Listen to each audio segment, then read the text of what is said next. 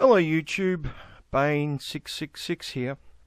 This is a video I really didn't want to make, but I feel like I've really got no choice because I find it exceptionally hard to sit back and watch someone lie and deceive people and not comment on it and point out that deception. Now, I'm about to show a clip from Russian Deadpool from the Skeptic Feminist, but I am not talking about him being deceptive, and the title of this video is not directed at the Skeptic Feminists or Russian Deadpool in particular. Let me stress that. Alright, this video is not about attacking them because they're actually victims as well, victims of a deception. But I do have to play a clip of Russian Deadpool reading a letter which the Skeptic Feminists received. The letter is the subject of this video. So I'll play the entire clip so you have full context, and then we'll go through certain segments of that letter. Now, the point of the video. We got a message from one of our skeptic feminazi subscribers, identifying himself as a straight white male who was the victim of domestic violence at the hands of his wife. He has apparently spent a great deal of time since learning firsthand about the history and functions of domestic violence shelters. He has some thoughts on the feminist Duluth model of DV shelters that he would now like our thoughts on. And frankly, we aren't quite sure what to make of his message, so with his permission, we now open it up to you, our adoring public. The following is his words. The Duluth model came about as a product of grassroots activism. It was developed as women started talking about the ways in which they were experiencing abuse. They identified patterns of abuse that volunteers were seeing in the clients that needed services.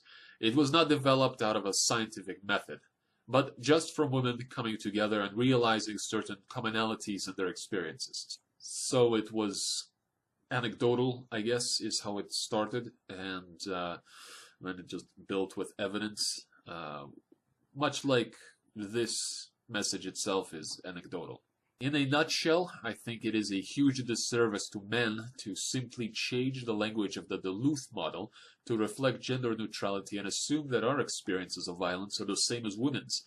We can't just remove gender as a factor and act as though both sexes will need the same healing methods from intimate violence. For example, my needs were very different from the women I've interacted with in shelters.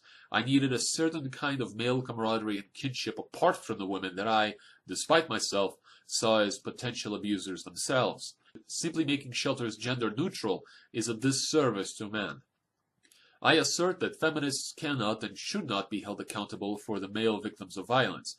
Men need to start finding out the extent to which we are abused, how it affects us, and what we need to recover. As a man who eventually went to a co-ed shelter, it is really unfair to the women who both work in and live domestic violence shelters to ask them to open the door for men who hold grudges against them and fix our violence problems as well, when their model may not be even remotely effective for our specific needs.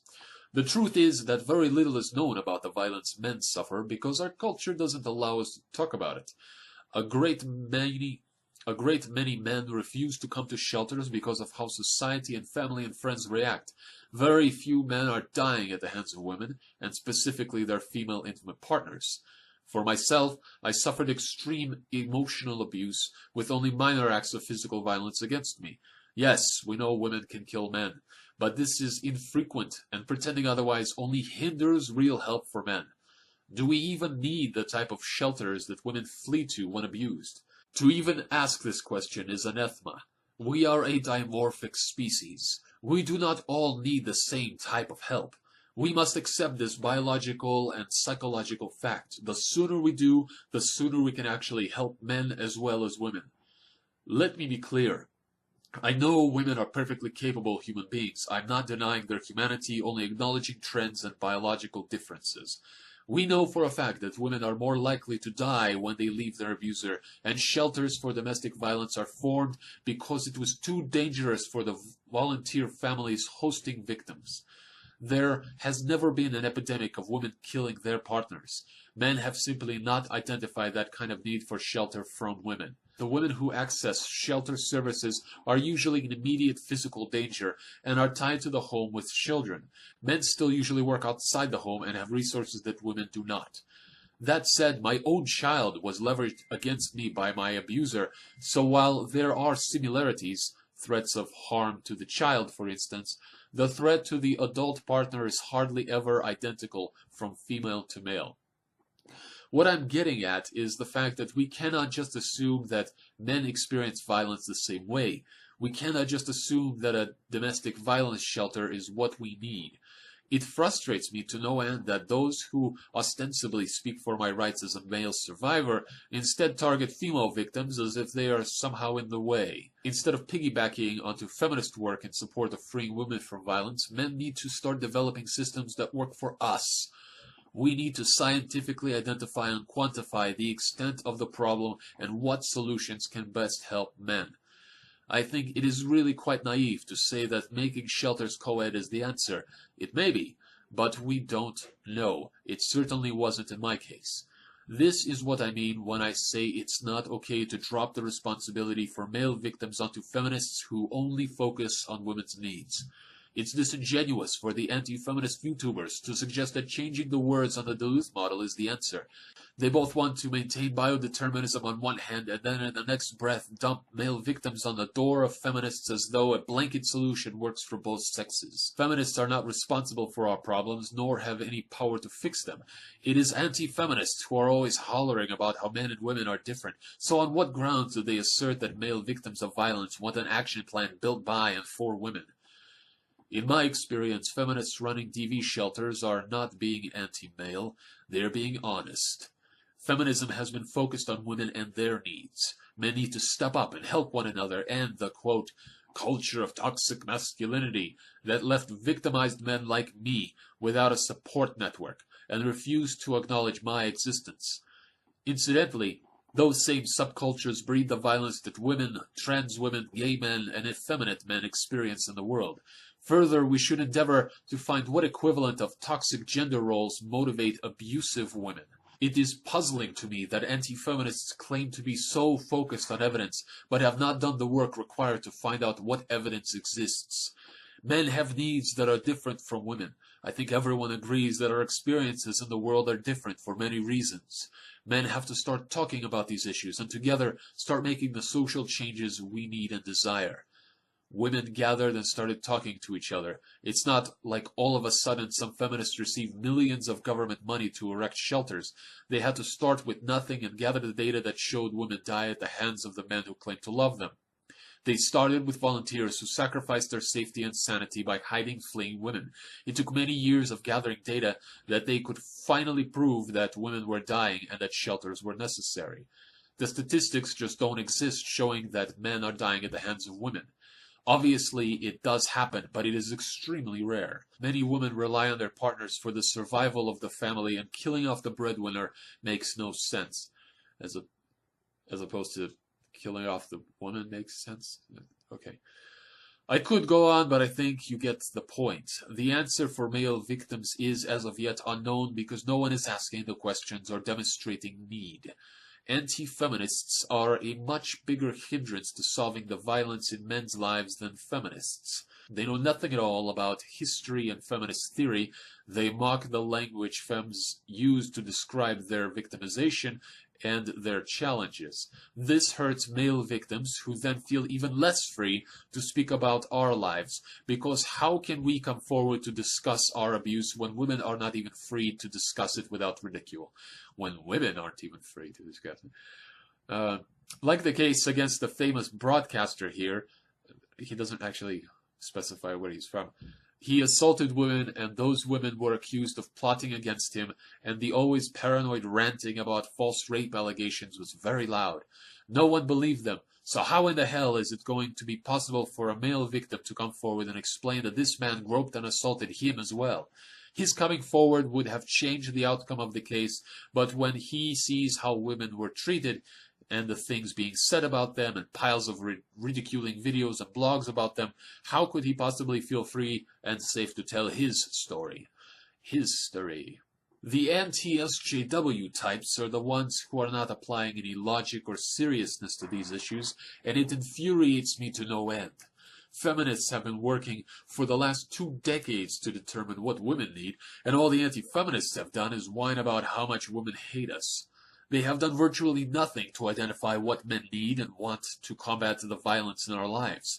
They certainly are not using any science or logic if they think changing a few words on the Duluth model is the answer. Word policing. Imagine that. Someone needs to challenge them on this point, or men will continue to suffer in silence. Well, consider yourself challenged, I guess. So apparently this letter was written by a straight white male who is a victim of domestic abuse. But that's actually a lie. So let's find out who actually wrote this letter. I think you might be surprised. Like the case against the famous broadcaster here, he doesn't actually specify where he's from. He assaulted women, and those women were accused of plotting against him, and the always paranoid ranting about false rape allegations was very loud. No one believed them, so how in the hell is it going to be possible for a male victim to come forward and explain that this man groped and assaulted him as well? His coming forward would have changed the outcome of the case, but when he sees how women were treated, and the things being said about them, and piles of ridiculing videos and blogs about them, how could he possibly feel free and safe to tell his story? And then,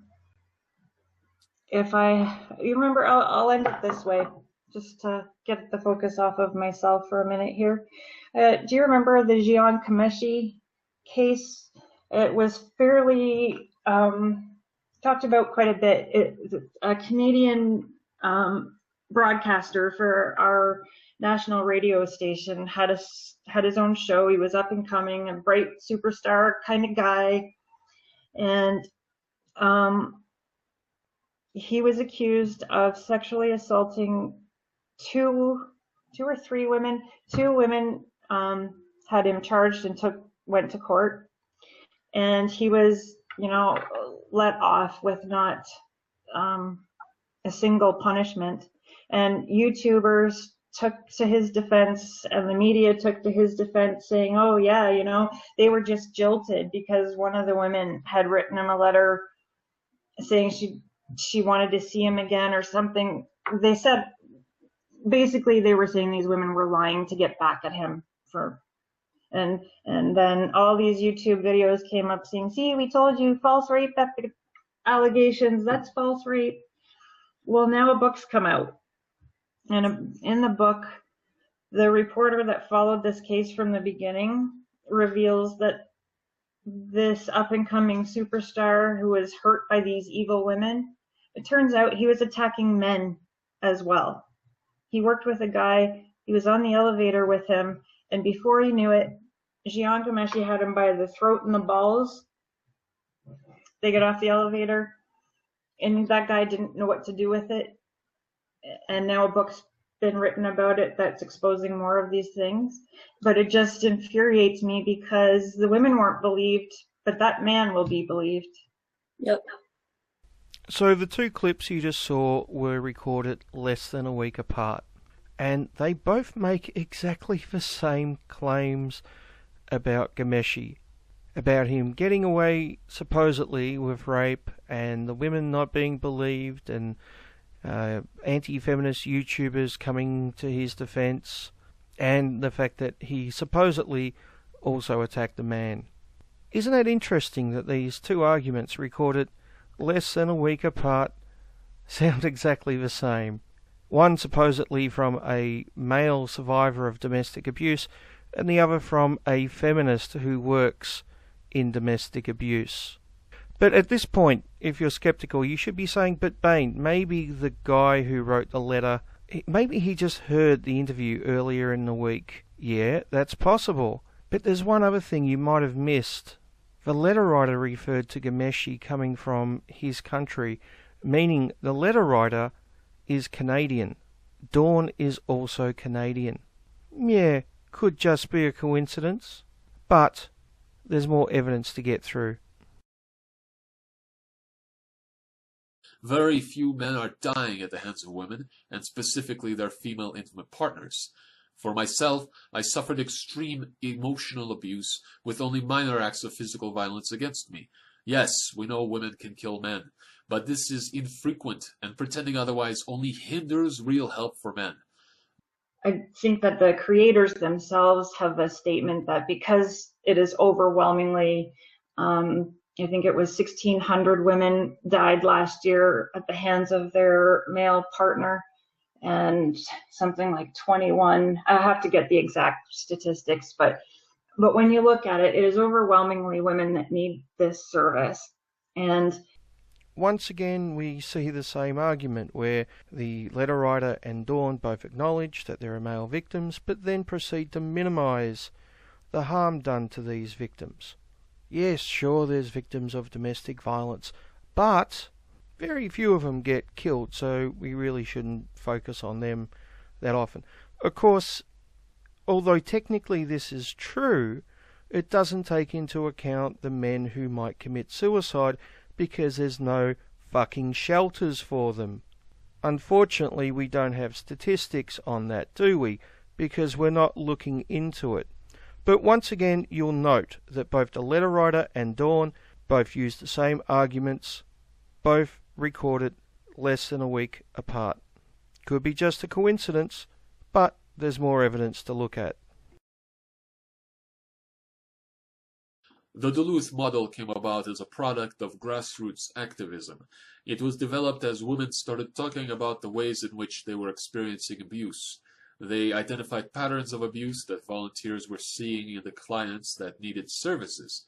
It was not developed out of a scientific method, but just from women coming together and realizing certain commonalities in their experiences. The Duluth model was created when the very early days of the domestic violence movement, when shelters were just sort of starting to come into existence. A lot of times, like the first shelter I worked in, it was just a home. It was somebody's house, and we packed as many people in as the law would allow. It wasn't like a shelter building that you think of. It was just a house, and that's what the movement was at that time. Many women were getting together and recognizing that women needed a safe place to go. It was at a time when still most women were not working. Most women were still at home. So they had a particular need of having a safe place to go. And throughout that, the networking of the different shelters that were forming and noticing these problems and trying to offer safe ways for women to get out, we started noticing the different patterns and how very similar the stories were that kept coming. And as we started to put together those stories, and we were able to draw from that, the purpose from that model was to show women that when you see these types of behaviors, they are warning signs. So once again, exactly the same arguments.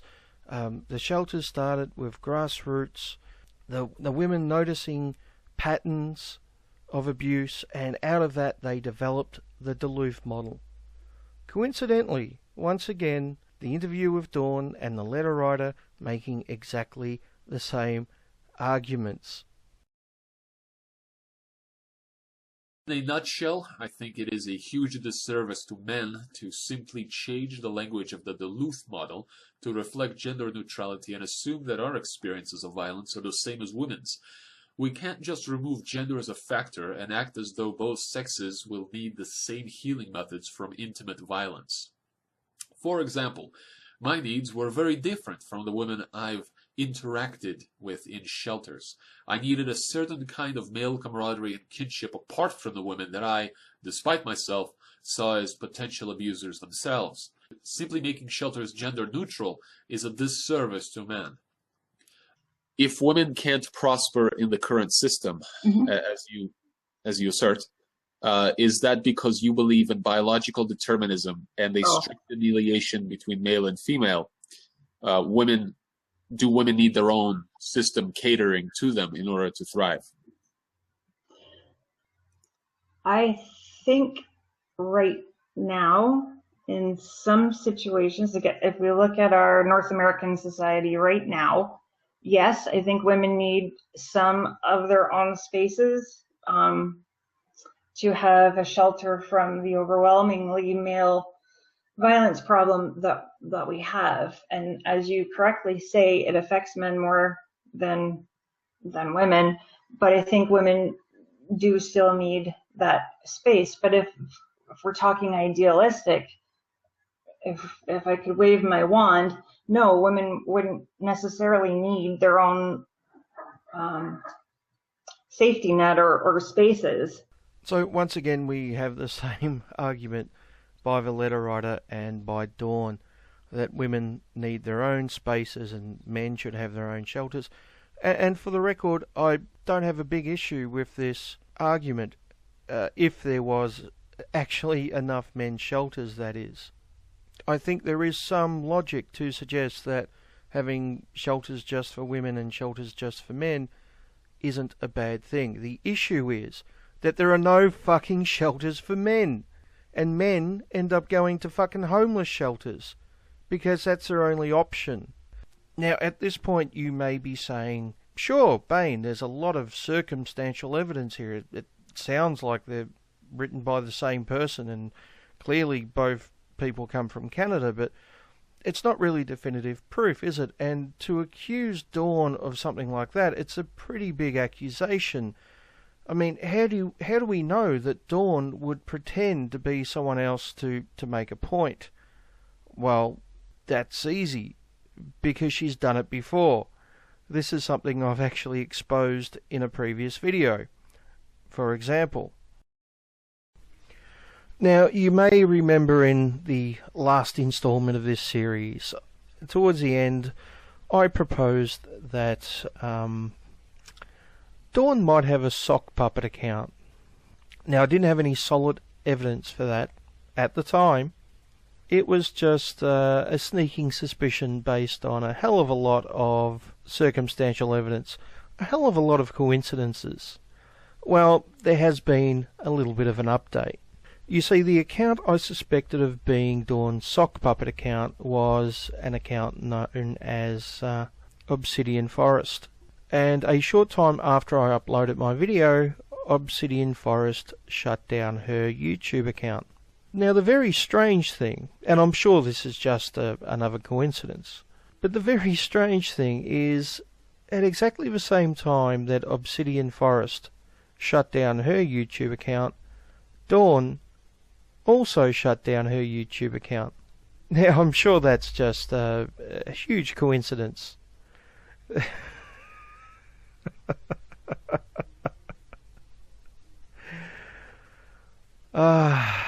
What a shame. Dawn got caught out lying.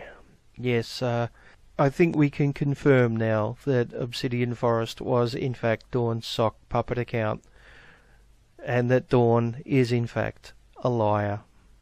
And she's just proven it. So, in my mind, there is no doubt that the letter writer is in fact Dawn. When I was listening to Russian Deadpool read out the letter, it just struck me as something being written by Dawn. I've seen her in interviews enough, and I've read enough of her comments for past videos to know what her arguments are and her style of speech. But it was really when she slipped up and started talking about Ghomeshi and mentioned that he comes from the same country as she does, that she really fucked up and gave the game away. And I think it would be just too much of a stretch to say that all that is just a coincidence, especially considering Dawn has a history of using sock puppets before, of pretending to be people she's not to make arguments. This is the type of person we're dealing with here. And to be honest, I find it really fucking disgusting.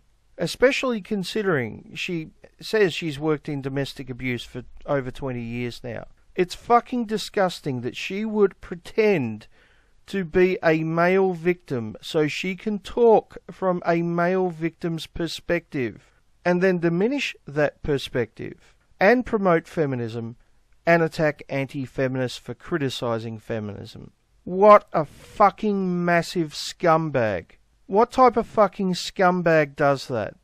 And unfortunately, this is the type of person that the skeptic feminists are promoting as a good feminist.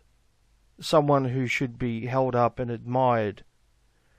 And I've been warning them about her for a long time, but they're too emotionally involved to see what she really is. They effectively switch off their skepticism when it comes to her because they consider her a friend. Which brings me to my next point. I had to consider whether to make this video or not very seriously because when Dawn did that last interview with the skeptic feminists, which was back in October, she said she was dying of cancer and had a month to live. And I had to consider, was it a good thing to make this video, criticising someone who was dying and most likely, if what she's saying is true, probably dead by now. It's something which no doubt is going to get me a lot of fucking criticism. And I seriously considered not making it. Maybe it's not worth the fucking hassle, right? And I actually spoke to quite a few friends about it, asking their opinion. And the reason why you're seeing this video is they agreed with me. Even if Dawn is dead by the time this video comes out, the lies she is told will still live on, and those lies need to be addressed. Once again, let me stress, anyone who pretends to be a male victim of domestic abuse so they can diminish the needs and the pain of male victims, while at the same time promoting feminism and attacking critics of feminism, anyone who does that, anyone who lies and does that, is a fucking scumbag. Especially considering she has worked in domestic abuse for 20 years and claims to care about all victims. To me, that is just another fucking lie. And I do think Dawn is a fucking compulsive liar. I think this woman has serious mental issues. And unfortunately, the skeptic feminists are blind to this and are actually promoting this bullshit. Now, as most of you watching this know, I'm actually friends with Russian Deadpool, and I like the skeptic feminists. I've had run-ins with them before, some of which have been nasty, particularly the run-ins over Dawn in the past. But even though all that shit happened, we've still remained friends and on good terms. This video may change that, unfortunately. I hope it doesn't. I hope they watch it with an open mind. Unfortunately, I don't see that happening. I think they will view this from an emotional perspective, which is understandable because they're friends with her and apparently she's dying. So I expect this video to cause quite a stir. Too fucking bad. Too fucking bad if it does. Because this person is a fucking scumbag and needs to be exposed.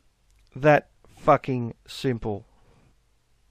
It frustrates me to no end that those who ostensibly speak for my rights as a male survivor instead target female victims as if they are somehow in the way.